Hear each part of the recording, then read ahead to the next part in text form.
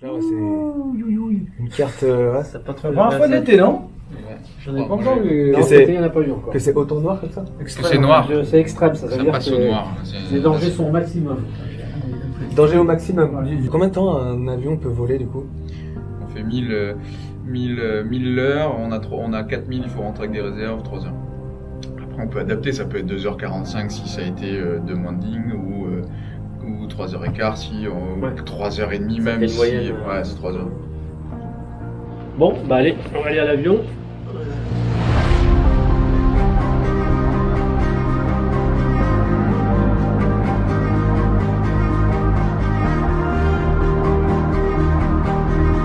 Bonjour, vous regardez l'épisode 4 des pilotes de tracker de la sécurité civile. Si vous n'avez pas regardé les autres épisodes, je vous mets la playlist dans la description. Pensez à vous abonner pour ne rien manquer. Je suis Vincent Firelife et bienvenue dans cette nouvelle vidéo.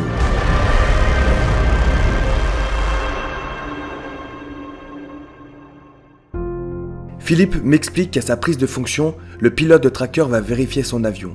Pour commencer, Philippe va faire le tour de l'avion au sol pour vérifier s'il n'y a pas de souci de trappe ou de fuite d'huile par exemple. Par la suite, Philippe va vérifier l'intérieur de l'avion et à la suite de cette dernière vérification, l'avion sera prêt à décoller. Plus personne hormis le pilote de l'avion ne pourra monter dedans. Ainsi, à la prochaine alerte, le pilote n'aura pas à réfléchir et il n'aura qu'à se concentrer sur sa mission. Le Tracker, cet avion de légende. À la base, c'était un avion de lutte anti-sous-marine, le Grumman S-2F. Après le vol du premier prototype le 15 avril 1952, l'avion entre en service opérationnel dans l'US Navy à partir de 1955. Il est produit en 1286 exemplaires entre 1957 et 1968. En 1970, la société canadienne Connair, basée en Colombie-Britannique, transforme le Tracker en bombardier d'eau pour remplacer son parc de B-26 dans la lutte contre les feux de forêt. Tout ça, donc bon, pour en revenir, Connair, quand ils fabriquent un avion, ils donnent un nom de guerre et là ils l'ont appelé Firecat. Et donc, du coup, Firecat, c'est devenu une panthère. Le cycle est devenu une panthère, il s'appelle Firecat.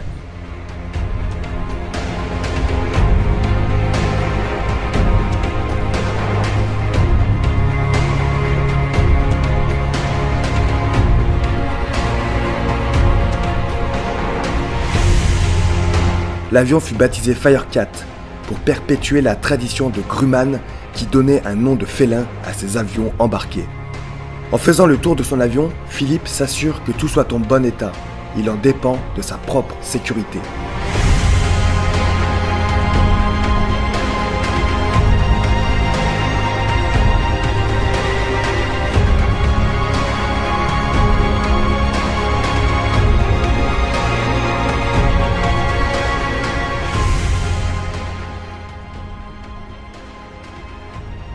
Lui, il est plein.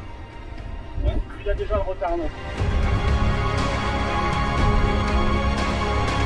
Philippe m'explique que comme l'avion est plein en retardant, il décollera plus vite, car il n'aura pas à le remplir avant le décollage. Il m'explique également que pour le remplir, le pilote doit emmener l'avion au Pélicandrome, qui se situe juste avant la piste de décollage. Le remplissage ne prend pas plus de 2 minutes, mais cela fera l'objet d'une autre vidéo.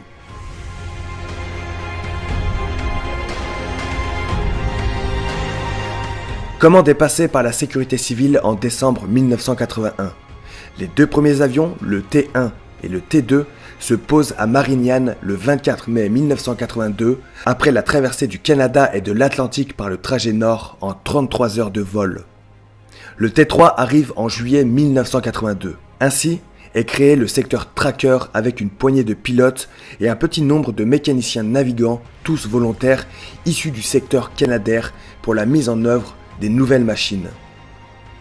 Ainsi, 14 trackers arriveront à Marignane échelonnés jusqu'en juillet 1987 avec parallèlement une montée en puissance du nombre de pilotes affectés.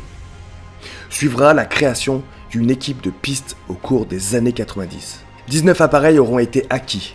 En comptant les avions détruits et rétrocédés, moins de 10 trackers sont actuellement en service sur la base de la sécurité civile. En 2012, le tracker fêtait donc ses 30 ans à la sécurité civile. À ce moment, Philippe nous explique que malgré son vieil âge, le Tracker est un super avion.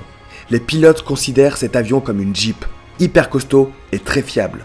Il me dit que je peux interroger tous les pilotes au sujet du Tracker, tout le monde ne m'en dira que du bien. Ça fait 21 ans que Philippe pilote des Trackers et il me confie qu'il n'est pas fou. Si l'avion était vétuste, comme peuvent l'affirmer certains médias à tort, il ne monterait pas dans un Tracker, mais dans les Canadair, qui sont des avions plus récents.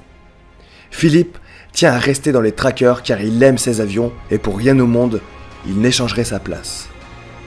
La mission principale du Tracker est la surveillance. À l'époque, l'avion faisait la RAV, reconnaissance à vue, en avion isolé, mais désormais, il procède au GAR, guet aérien armé retardant, à 2 avions afin d'accroître la capacité et l'efficacité. Le GAR est la mission de surveillance au-dessus des zones sensibles identifiées en période où le risque d'éclosion est élevé, ce qui permet l'intervention sur toute fumée suspecte dans un délai de moins de 10 minutes. La capacité d'intervention du binôme fait que plus de 80% des départs de feu déclarés sont fixés, maîtrisés ou éteints avec l'appui des troupes au sol. Bien entendu, l'action du Tracker continue après une attaque initiale qui n'a pas permis la maîtrise du feu. Elle consiste, pour les Trackers, à la pose de barrières de retardants ayant plusieurs objectifs. La limitation de la propagation du feu, le traitement des flancs, la protection des points sensibles et la sécurisation d'un secteur. Le Tracker est donc dans ces cas utilisé en lutte, qui est sa mission secondaire. Les pilotes de Tracker sont tous issus de l'aéronautique navale ou de l'armée de l'air. Ces pilotes acquièrent la qualification de type S2FT au sol et en vol et sont ensuite formés à la spécificité du métier de bombardier d'eau, formation que le secteur est le seul à dispenser à la base de la sécurité civile. L'entraînement et la formation au largage se pratiquent sur des sites ponctuels répertoriés dont les difficultés liées aux trajectoires de présentation se rapprochent d'une opération réelle. Nombre de ces sites correspondent d'ailleurs à d'anciens feux. La durée de la formation pour l'obtention de la spécialisation chef de Noria, donnant au commandant de bord l'aptitude à exécuter seul toute mission feu, est de 3 ans minimum. Pareil, ça marche. Ok, on baisse bien la tête. Bon, il y en a un qui peut venir à côté de moi et l'autre qui filme éventuellement. Ça, je vais tirer. Ça, c'est pour mettre l'iPad. Voilà. Pour l'instant, je vais le mettre là. Et vous jouez à quoi comme jeu sur l'iPad? Ça, c'est pour la navigation. T'as sur la tête? Je pensais que c'était pour jouer à... Non, c'est pas pour jouer, on n'a pas trop le temps. Allez, on met ça. Alors on est à l'abri du vent là. Ouais. On a l'impression de voler. Ouais, c'est vrai que le vent, c'est effets spéciaux. Donc là, je fais mes tests à moi. Avant la prise en compte, sur tes genoux. Donc ça c'est le frein à main. Voilà, ta frein à main, il est là. Je fais les tests, après je vous expliquerai un petit peu. C'est hallucinant. Moi, ce qui m'hallucine, c'est tous ces boutons. Bon, il y a beaucoup de choses qui... entre guillemets, qui servent à rien. Tous ces disjoncteurs là, normalement, on les utilise pas trop, quoi. Tout ça c'est bon, ça c'est bon, ça c'est bon, ça marche. Les batteries. Alors ça marche là. Ça marche. Ok. Ok, je fais des tests moteur, enfin moteur. Les coupe-feu et extincteurs.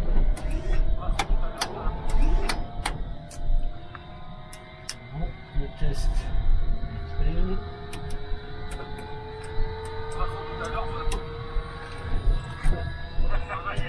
Toc et toc.